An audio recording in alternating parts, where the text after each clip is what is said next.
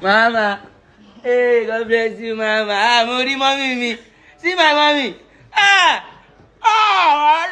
Mommy, God bless you. Ah, mo ṣe video lọ́wọ́ Mori, mommy. Ah, Mama waka. I say, I don't see my mother. Yay. Ogbanje. Mommy, God bless you, mommy. You're in America. Are you going to America? I'm going back home. Hey, God bless you, mommy. Hey, see my mommy. I'm happy to see you, Mama. Yàrá yàrá wà níbi tí wàá sáfẹ́ ìjọ ṣáàrí. Ọlọ́run ṣe God bless you, Mama. Ah, inú mi dùn. Ẹ wo, when I won't go America náà, yín ayé ní káwé wo, mo padà rí tí wàá sáfẹ́ ìjì. This is London. Mo ní stopover ni. Mommy, God bless you. I'm happy to see you.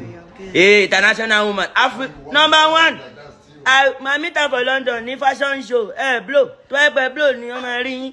Àwọn tá blow lélẹ̀, àwọn tá blow lélẹ̀. Àwọn là ń rìn. Tó ẹ pé oní brain, o máa mọ̀ pa là ń rìn. God bless you, mommy. Hey, àkóyè Tiwa. Yàrá yà yín. Ṣẹ́rin. Ọ̀gbàǹjẹ́. Yorùbá sáré akílì máa dùn ọ̀gbàǹjẹ́. Ọlọ́run sẹ́, small kiss gbogbo pátá ti tutù ọ̀gbàǹjẹ́. Ọlọ́run sẹ́, mo ti blow, iná bonú mi. Mo ti blow sẹ́, ẹ wò yàrá yà yín o. Ẹ wo màmá yín o. African woman #1 ni o. Ṣé ń gbọ́ Ọ̀gbàǹjẹ́ of Africa Tiwa Savage. God bless you, mommy.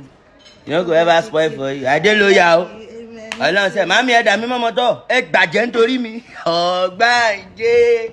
Ah, Godfather wọn ti gún mọ́ dàrẹ́ o. Gẹ́gẹ́ o. God bless you, mommy. You no go spoil for you. But my post. Because there say I see God. Mo kàn wọlé wá ni o. God bless you. You are going back to Nigeria? Yes, I'm going back to America. Mo lọ America.